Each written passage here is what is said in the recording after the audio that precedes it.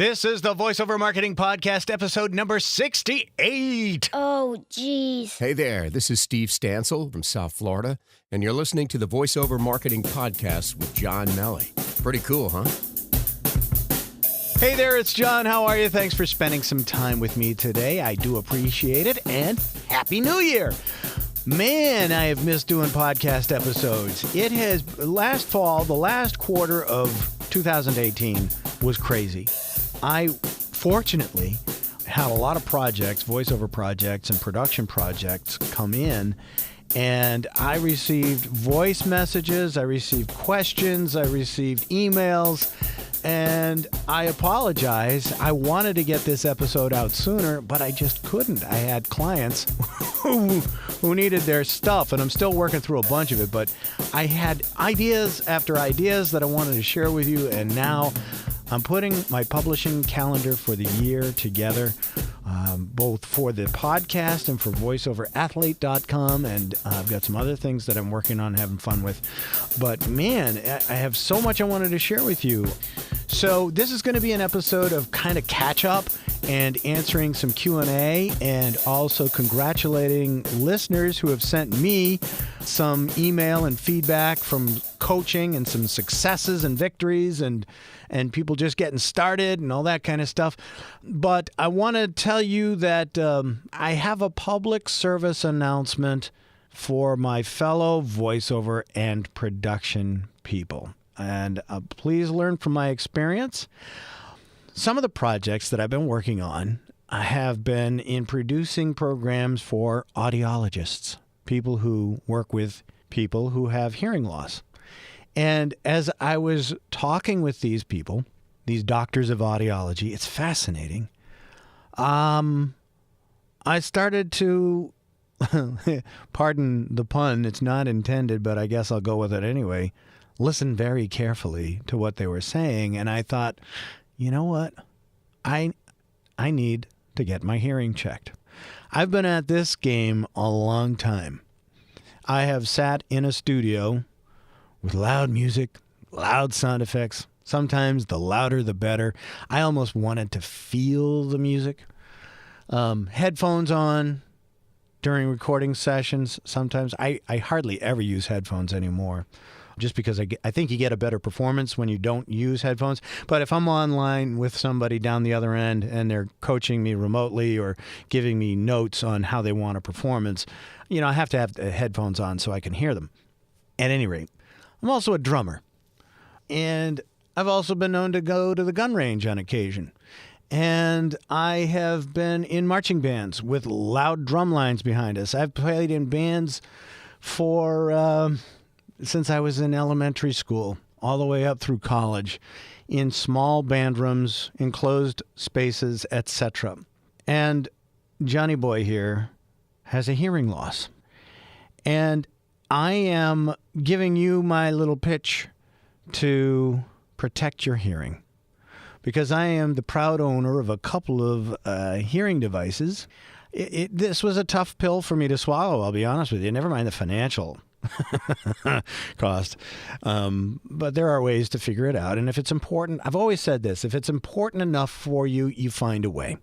You find a way to pay for it. Whatever is important, you spend money on what's important to you. My point is that our ears are important tools. And I'll say this, I may actually repurpose an interview I did with a doctor of audiology. I didn't know this, but hearing loss increases your risk of developing dementia by 200%. I did not know that, but I found that out. I'm fortunate that neither of my parents have dementia. My dad wears hearing aids, and they looked at my hearing loss, and it was due to exposure. And talking with other audiologists, we live in a noisy world. And particularly us folk who work with sound, we really need to protect our hearing. So let me put this out there to you. If you ride around in a lawnmower, or you push a lawnmower, or you use a snowblower or a leaf blower, use hearing protection. Don't just put the earbuds in and listen to the music louder than the machine to drown out the sound of the machine. That's doing damage. You don't want to do that. You want to protect your hearing. So get some earplugs. Get some earmuffs. Get hearing protection. I don't have a lot of hair, as many of you know, because you've seen my picture and you may have seen my videos. But if you use a hairdryer, use earplugs. If you use a vacuum inside your car, wear earplugs. If you use a blender, you work in a loud environment, wear earplugs. Wear hearing protection. Wear something to protect your hearing. Because there are a whole host of issues. If you're a diabetic, I learned all of these things. I am not a diabetic, but if you are a diabetic, it increases your risk of a hearing loss because the blood flow is altered when you have diabetes, and the small capillaries that feed blood to your nerves in your ears and your hearing nerves, etc., it gets diminished. The blood cells can't get into those capillaries. Who knew? Heart disease.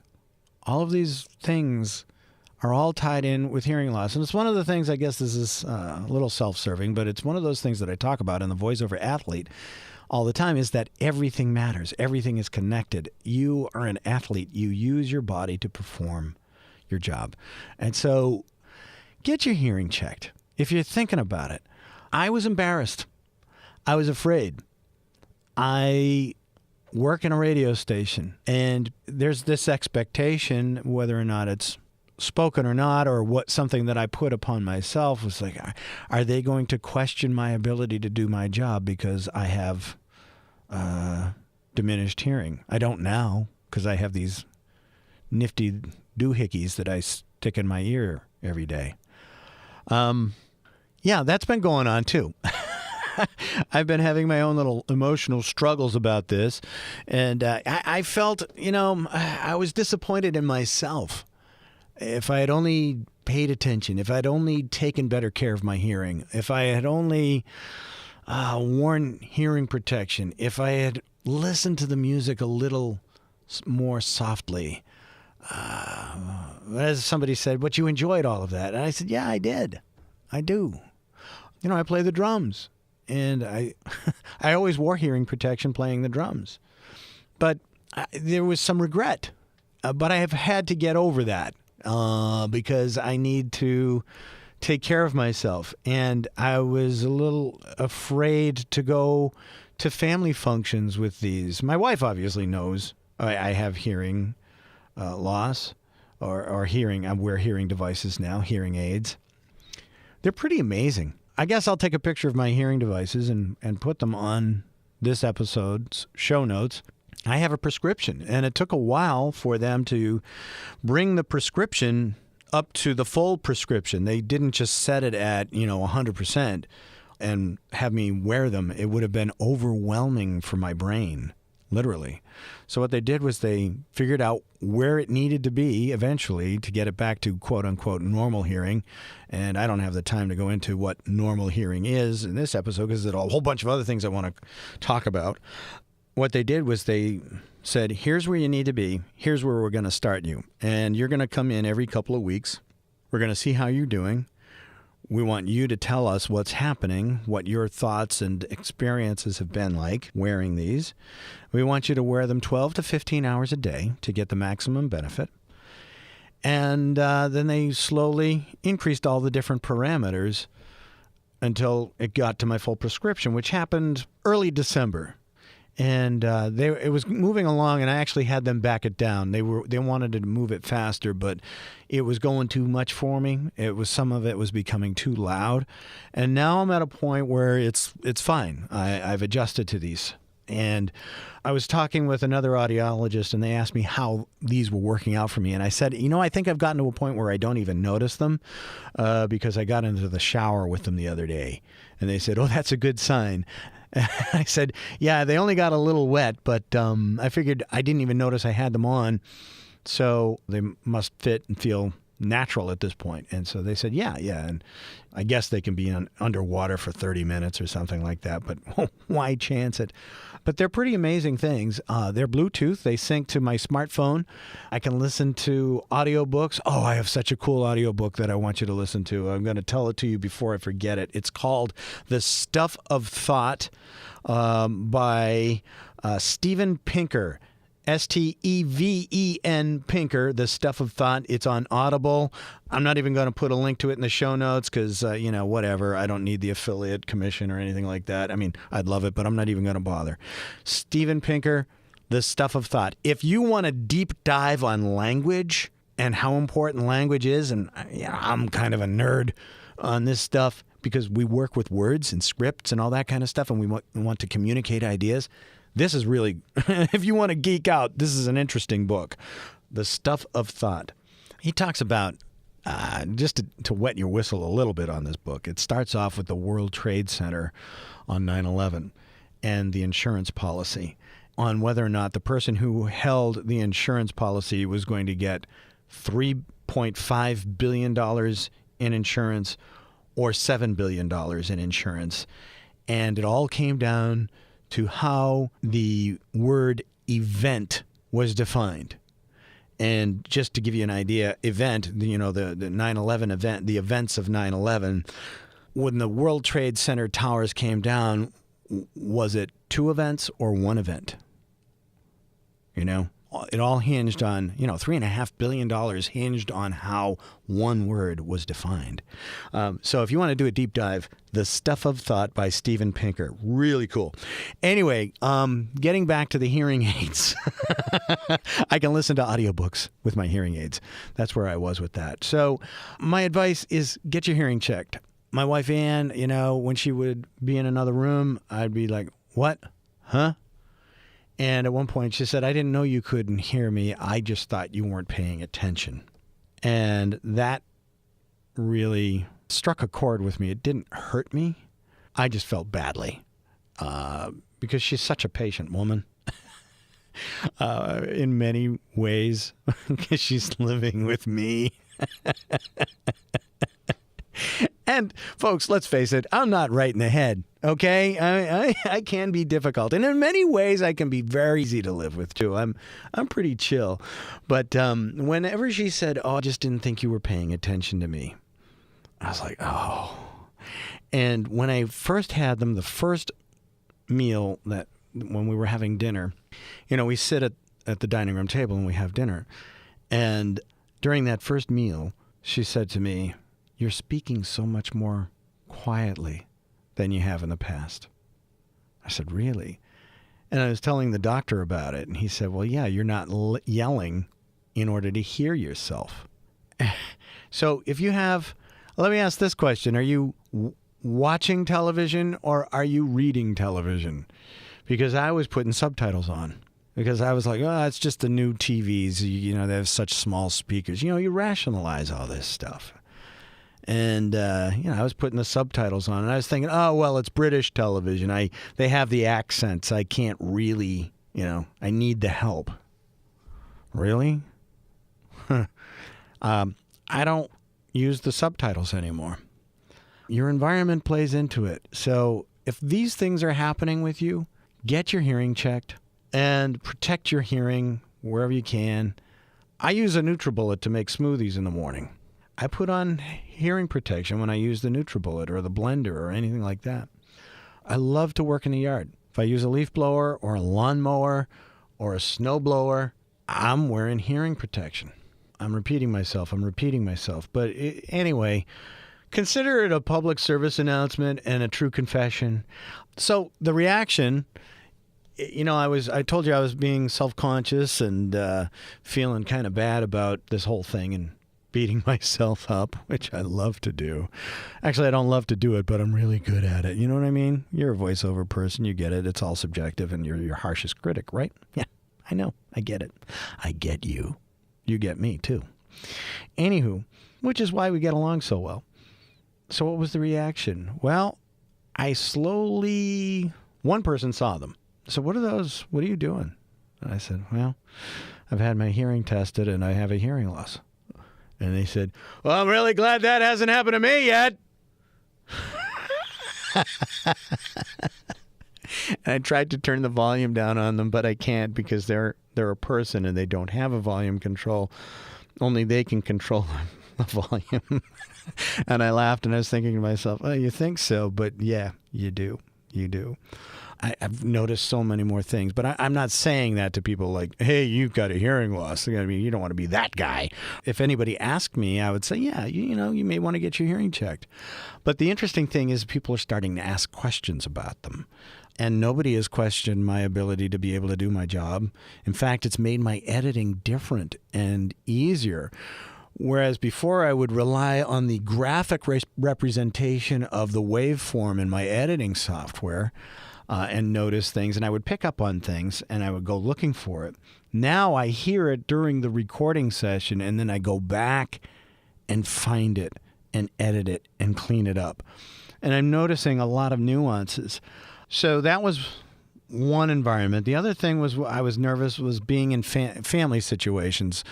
And I'm the oldest in my family, aside from my folks.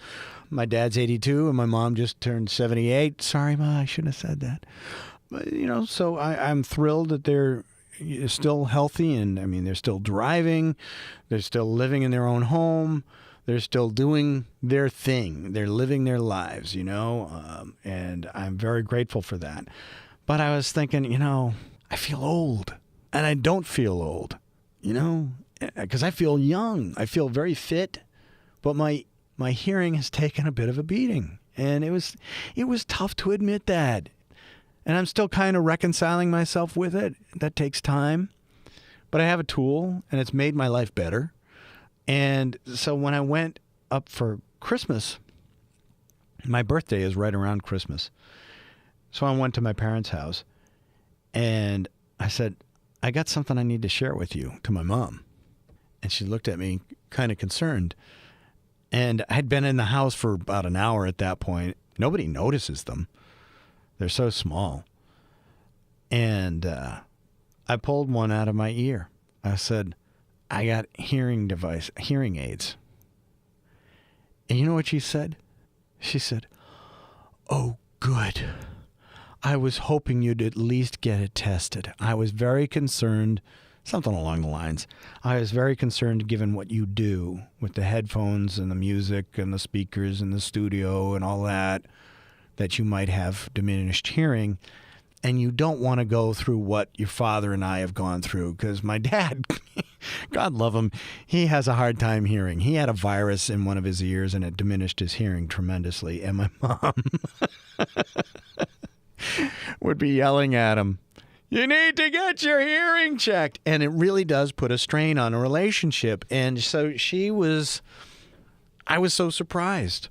And then my brother came in. Like I said, they're all younger than I am, but they're all musicians.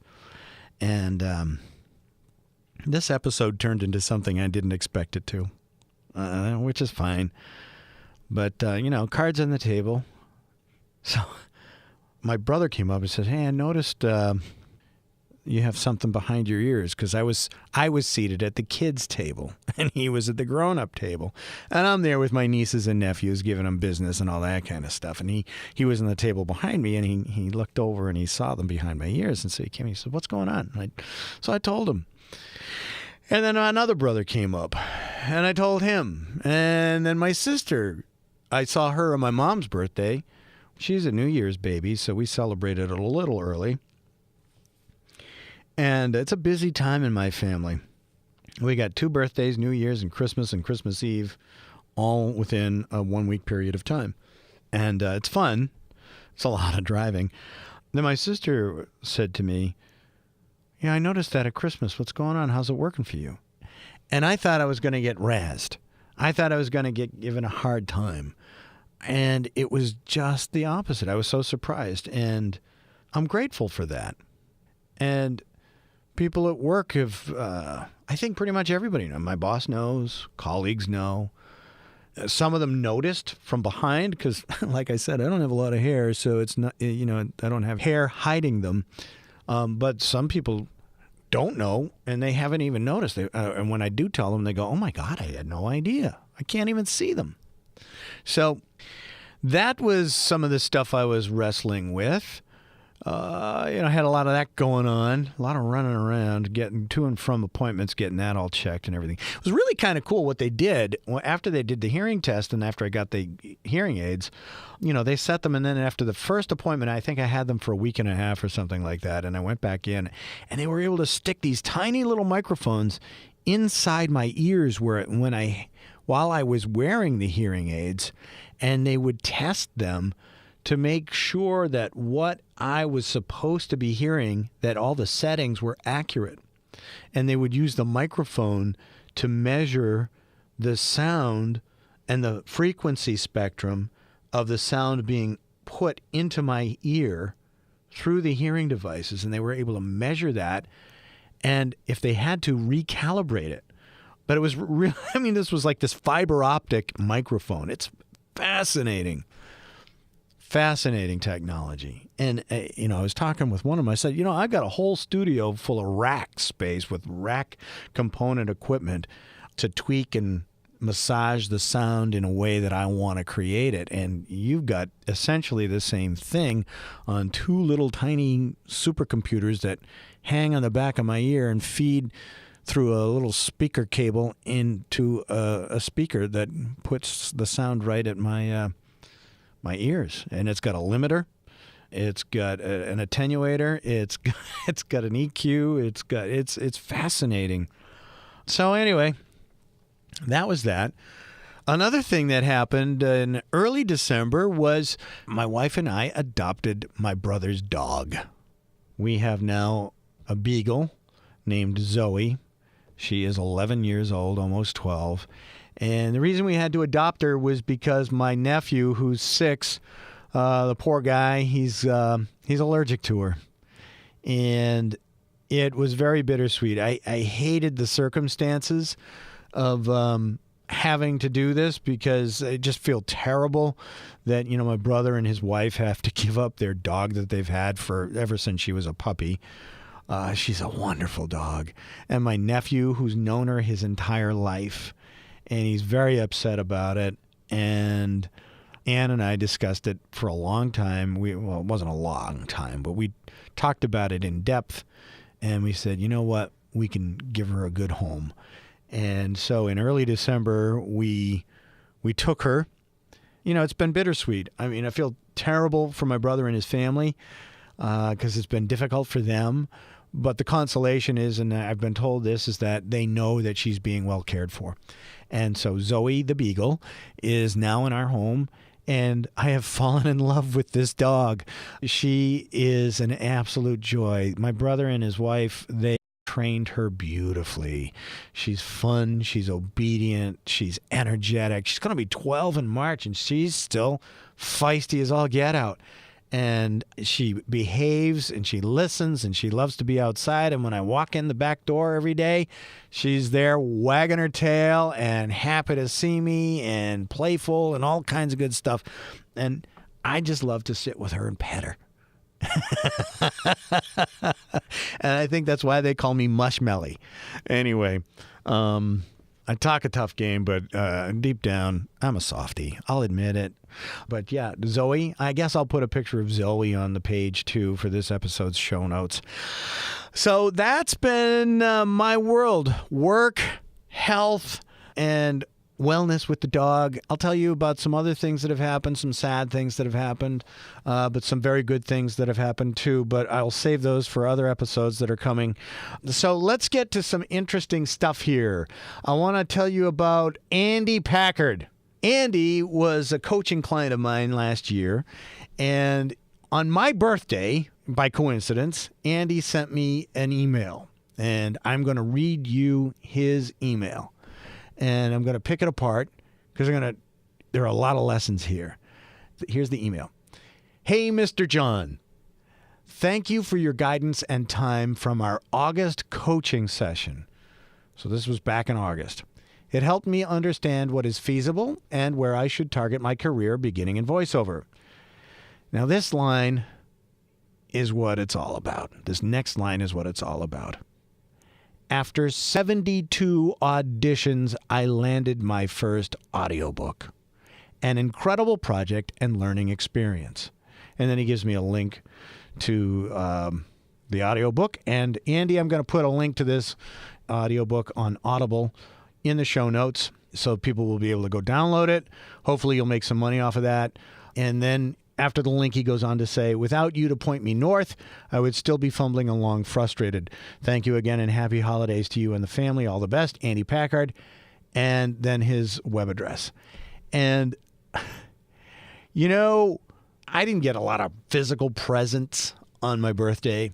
I got some great birthday messages from friends and from my nieces and nephews and families. They sent me recorded songs and birthday greetings, not just happy birthday to you, but they made up their own things and sent me these creative things. One of them did a puppet show that said happy birthday to me. Another one played his drums to me, and the others were at the Statue of Liberty singing to me. I mean, it was just really fun to get all these different greetings. But I emailed Andy and I said, man, you just warmed my heart. You just gave me a really cool birthday gift. To know that the coaching made an impact and helped, Andy paid me money. And the money is a two-step thing. And I talked a little about this in the last episode. When you invest in yourself, it makes you a better customer. When you invest in a workshop, you pay better attention. And I've said this, how many free PDF downloads do you have on your computer? Free reports, free techniques, free marketing tips, all that kind of stuff do you have that you've never read? And you don't treat them with respect because it was free. Yeah, I'll get to that later. But hey, when you get your phone bill or when you get your mortgage bill, you open that up, better pay that, better pay attention, right? It's the same thing. If you invest in yourself, it makes you a better student, and my time is worth it. But here's what I want you to understand. To get this email from him, I can't tell you what that meant to me. It was awesome to think that I spent an hour on the phone with Andy back in August, and 4 months later, he took the time to write me a thank you note. And 4 months later, what we worked on together wasn't just me, but Andy and I worked together on that hour. He found something in it, in that process, that gave him the drive to go through 72 auditions to get his first audiobook. Which he says, I'm assuming he's talking about the audiobook was an incredible project and learning experience. I would go so far, and if that's what you mean, I get it. But that 72 auditions was also an incredible learning experience too. I bet that 72nd audition was so much better than the first one. And to know that I was part of that and helped Andy with that was so huge. That's so gratifying. I get and that's why I love this podcast. Andy and I would never have met if it wasn't for the Voiceover Marketing Podcast. All the people that I've talked to, all the people that have reached out to me through the various channels, I would never have met you if it wasn't for this podcast. And so I love this podcast, and that's why when I can't do it, or when I don't have the time and the resources to be able to devote to it, I get kind of bummed out. I'm like, oh, I really want to share this, And so, Andy, I want to thank you again, and I am going to put a link to your audiobook on the show notes for this episode 68. Congratulations, and again, thank you for sending me that email. It just warmed my heart, and I'm still living off of it. It was just fantastic. So anyway, we have a couple of voice questions that came into through the SpeakPipe app. Let's take a listen to Samita. She sent me a SpeakPipe message back in November. And Samita, you've been very patient waiting. It's almost 2 months later. I get it. I'm sorry. Samita's like, when are you going to answer my question? I'm like, I would love to. I've just been crazy busy. And so let's listen to her question now. Hi, my name is Samita. I live in Vancouver, BC. I have just started out with just this idea that I want to enter this market of voiceover narration. After putting a lot of thought to it, I was thinking of what my niche could possibly be, and I would really be interested in narrating audiobooks for children books, self-help, motivational books. At least that's my area of interest. Now, how to get started, how to make demos, how to get somebody to mentor me, or even to do this on my own, some guidance would be very much appreciated. I would really like to put this in action, as I feel this would be really something that would be for self-improvement and very satisfying to me. Thank you very much. Well, thanks, Samita. I appreciate you reaching out and asking that question. Audiobooks. Yeah. So what do you need to do? How do you get started? It sounds like an obvious question, but it is a great question because it implies that you understand that there is an awful lot that you need to know about before you really dive in on this. So let me say this about that.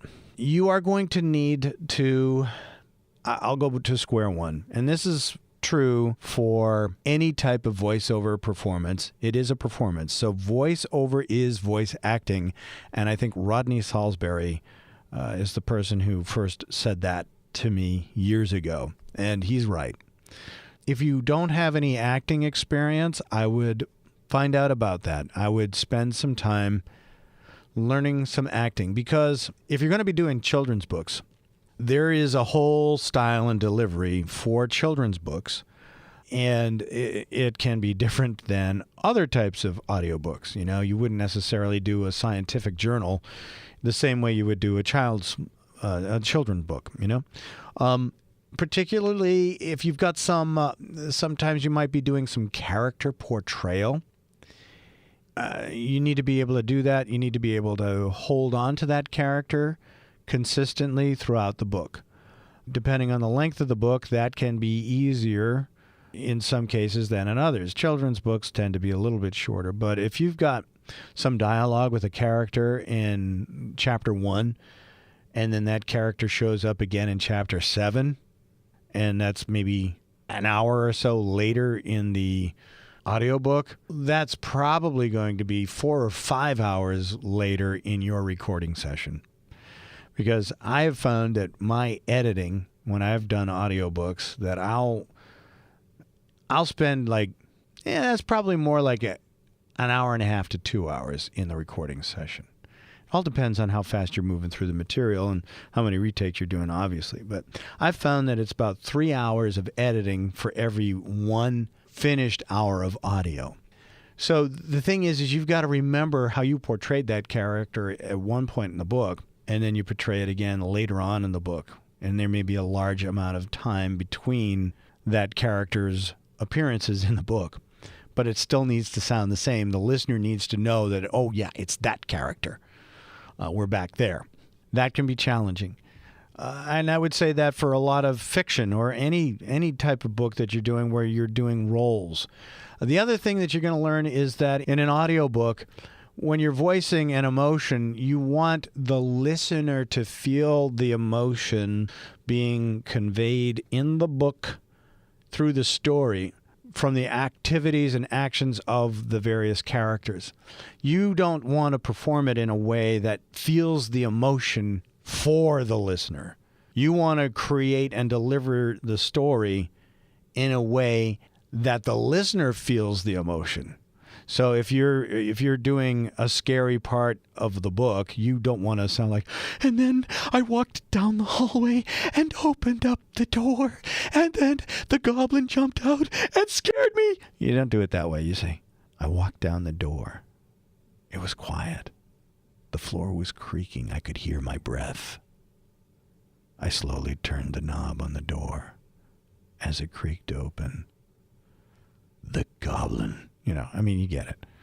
You want to create the suspense that will create the, oh my gosh, what is going to happen? So that's something else. That's just a performance tip.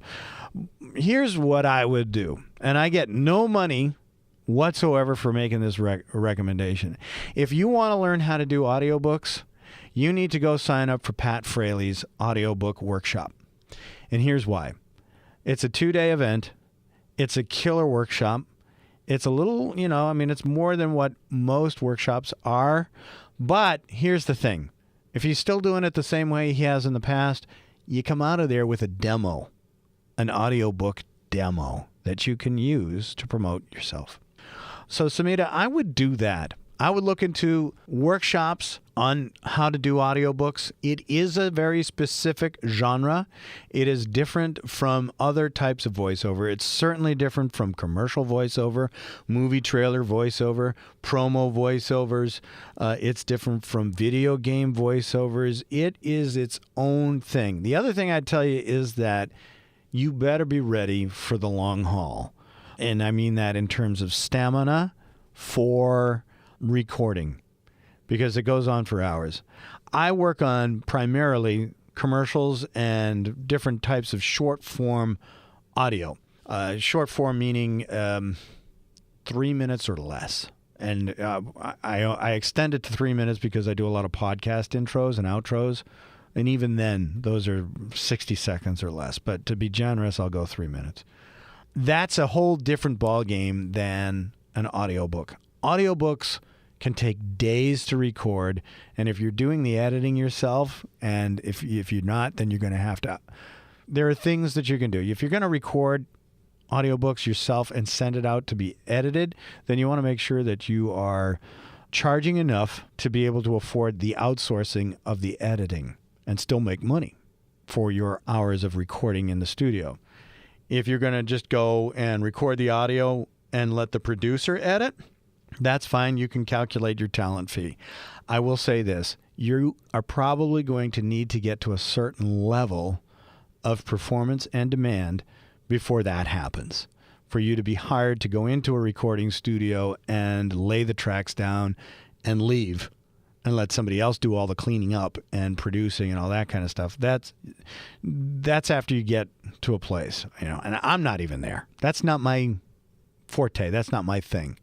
Any audiobooks that I've done, I've produced in toto for my clients. So read, edit, mix down, master, etc. But I charged for it. I built all those things into my quote.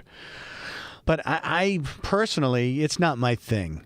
I'm not interested in doing audiobooks unless they're my own, to be honest with you. It's just not my thing. So I'm not the person best suited to mentor you for that, but what I would do is recommend that you check out Pat Fraley. I think he has a workshop. It's called the $1 Billion Read, and he may offer an online version of that, but if you could, he's in California, in LA. Sometimes he does workshops in New York City. If you want to get serious about it and see what it's all about, I would invest in his workshop.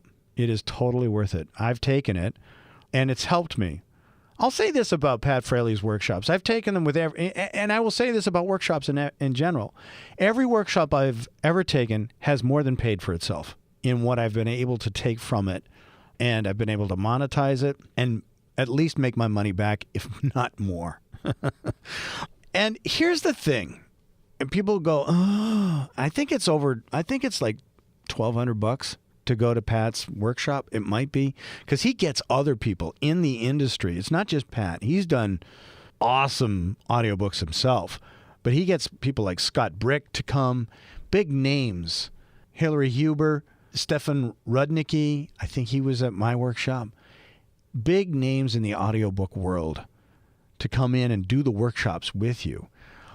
And you can put a price on it because there is a price on it, but if you do it right, you can come away with so much more. And you have to, I say this in pretty much every episode of the podcast, voiceover is a business. It's a fun business, but it's still a business, and you have to treat it like a business. So if you were going to open up a store, you're going to have to sign a lease. You're going to have to pay for a lawyer to look over the lease. You're going to have that monthly lease, which is probably going to be triple net, which includes, you're going to be paying for the electricity and the property taxes and the water bill and all that kind of stuff.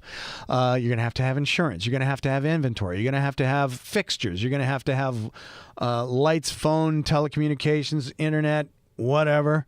Did I mention inventory? You're going to have insurance for the inventory. You're going to have workers' comp insurance for the employees. You're going to have rugs, air conditioning, plowing in the winter for snow. If you have landscaping, or the strip mall that you're renting space from is going to have landscaping fees. It costs a lot of money to set up a business. Believe me, I know. I've been there. My family used to be in retail. Why do you think I sell audio? It's not weather dependent, and I don't have to carry an inventory of it. I put it on a hard drive and I email Pixels. Come on. This... People are like, oh, I want to get all the information for free. You can't do it for free, and you can't do it yourself. You don't know what you don't know. So you need to go where people who have been there before can share their experiences with you. And so if you try and do this on your own, and I would say you're smart, Samita, to want a mentor. I'm not that person for audiobooks. I'm giving you the name of one who is. It's Pat Fraley. And I get nothing for it, other than the warm feeling and the confidence of knowing that by going to him, he's going to treat you right. But you need a mentor. People say, oh, I can get all this information on YouTube for free. Well, that's true. You can get some free stuff on YouTube. I offer free stuff. This podcast is free. But it's impossible for me to convey all the nuances, all the subtleties, all the various options. If I'm working with you as a voiceover talent, someone who wants to learn the skills of voiceover, I spend hours. I've had one coaching client for, I think, 5 years. He started off as a freshman in college, and now he's out of school. And I'm proud to say he is working in a radio station now. He's starting to read scripts and perform with the production department, and he's running the board and all that kind of stuff. And he was willing to invest some money in his coaching, and it's paying off for him. And part of what mentors can do that YouTube and other things really aren't that good at is they can put you in positions of success. You can meet people. You get to know folks who've been in the business. There's a relationship that's built. Yeah, there's money that's transacted, but you're getting something for that. You're getting experience. You're getting the coaching. You're getting the knowledge. You're buying speed. I think Pat Fraley said that in one of his workshops. I think he says that frequently. There's a lot to be said for working with people and paying for your education. You know, everybody wants free tuition. Well, that's nonsense. Nothing's free. Somebody's paying for it. There's a cost to something. So here we go. I put this podcast out. You can listen to it for nothing. It's a cost to me in terms of time and hosting and all those other things. And I have chosen to do that. I ask for help. I offer products and services and coaching, and people take me up on it. So this is a worthwhile endeavor for me. I guess it's my desire to address the reluctance on a lot of people to willingly invest in themselves. And I get it. We're skeptical. We've been jaded. There's a lot of garbage out there, and I get it. I tend to have a jaundiced eye, if you will, toward a lot of things. I think if you've been involved in life for any length of time, yeah, unfortunately, we live in a world where there's a lot of pretending, and you want to know that if you're going to invest something, you're going to get something to it. And even within the voiceover world, come and get the 5 hours of voiceover coaching, and then we'll include your demo that you can use, and it's all done for you in 8 easy steps. Folks, that ain't real. That's not real. I would be lying to you if I said, yeah, you can do that. I would be doing a disservice to you if I told you that it was easy. It ain't. It ain't easy. It's fun. It's awesome once you get started and you get that gig. Let's go back to Andy Packard's email. 72 auditions before he landed his first audiobook. That ain't easy. Most people would quit after 3 auditions and not getting a gig. That's the problem with the instant gratification mentality. That's the problem with, I can just get it for free on YouTube or on the internet or through a podcast. It ain't easy. It's fun. It's a blast. But you got to put the work in. You've got to get the training. You've got to spend some time on it. It doesn't just happen.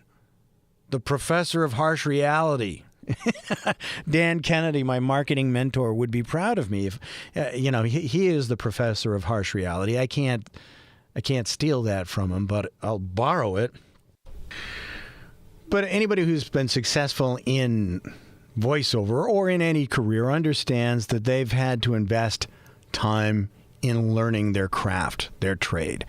If you're a skilled carpenter, they go through all of the schools, and you become a journeyman, an apprentice, and then you become a carpenter. Same thing for plumbers, electricians, any skilled trade. And voice acting is a skill. It's a talent. It's a gift, but it's also a skill that can be developed. And so you have to spend time on that. Unless you know what to look for, trying to do it all on your own it's a tough task. How would you know what to look for? Samita's done the right thing. She's reached out. She said, what do I need to do this? And I think we laid it out for her. So, Samita, I hope you do that. If you want Pat Fraley's website, go to patfraleyteaches.com and look for his audiobook workshops. The $1 Billion Read, he may not call it that anymore, but I know that that's what it was called. And he's your best bet for that genre. So thanks for sending that in, and congratulations on exploring it. That takes guts. That's the first important step, is saying, I want to do this. Now, how do I do it? It reminds me, I know I'm kind of going on about it, but it reminds me of when I first decided to leave my career in government and politics and campaigns and all of that, and saying I wanted to pursue that career, that dream of being in radio. And I didn't really even know all the stuff that was in radio. I knew I liked what I heard. Not all the time, not from everybody, but from certain people. I was like, wow, that would be really cool to do. That'd be a lot of fun. And so I can remember I went to Radio Shack and I bought a microphone and I plugged it into my stereo system and had wired it up through my tape deck. I still have all that stuff, by the way, in the early 90s. And I stood there and I picked up the microphone and I didn't have any structure. I just started babbling. I started making up stuff. And it was within 5 minutes that I realized, well, this isn't going to cut it. What the heck do I do with this? I've got a microphone, so what? I don't know how to use it. I don't know what to do with it. It was like buying a car and not knowing how to drive it, not knowing how to turn the ignition, not taking a driving lesson, nothing. It's just like, got a car. It's in the driveway. I can remember my sister, she got a bike for her birthday, and before, she was so excited about the bike, but she didn't know how to ride the bike. And she was like 6-7 years old. So what did she do? She took the bike and she was walking around in circles, holding the bike in the driveway. She was walking the bike around in circles. This is like, yeah, but I've got this bike, but I don't know how to ride it. It was so cute. You can have all the equipment, but if you don't know how to do it, have any kind of structure or format, then you're not going to be successful. So, Samita, good for you. And I hope that's helpful. Anyway, I've gone on a little bit longer than I expected. I have more questions. Maybe we'll tackle some of those. It's not maybe. We will tackle that in the next episode of the VoiceOver Marketing Podcast coming up next week. And I want to thank you for listening. If you are interested in improving your body, which is your instrument, I invite you to take advantage of the free 30-day trial at VoiceOver Athlete Wellness Club. There is a link for you to sign up for free 30 days. Hey, it's the new year. Let's pull a cliche out of thin air and say, hey, it's the new year. It's the new you. Take care of yourself. Make 2019 the year. Now, seriously, I know if you check this out for 30 days, you're going to want to stick around. So, thanks to Christine Cochran for her support in being a member of the VoiceOver Athlete Wellness Club, Diana Birdsall, and others who've joined. Anyway, I'll talk to you next week. I'll talk to you. Blah, blah, blah, blah, blah. Thanks for listening. Tonight, on a very special VoiceOver Marketing Podcast episode. All right, enough of that. Talk to you next week. Our program originates in the Boston studios. We hope you'll join us again. Until then, we bid you au revoir, keep your chin up, and the best of luck. Well, that's it for this episode of the VoiceOver Marketing Podcast. If you like this podcast, please subscribe to it at voiceovermarketingpodcast.com so you'll get notices of new episodes, and please share it with your friends and colleagues in the voiceover world. Also, it would be a huge help if you'd like this podcast and rate it on iTunes to help keep it near the top of the list. Feel free to share your comments and questions about this episode and future topics you'd like discussed at voiceovermarketingpodcast.com. And if you'd like more information on one-on-one coaching with me and mastermind group opportunities where we focus on growing your business, feel free to drop me a line at my cyber assistant's email address at mike@johnmelly.com. Thanks for listening. Now go out there and share your voice with the world.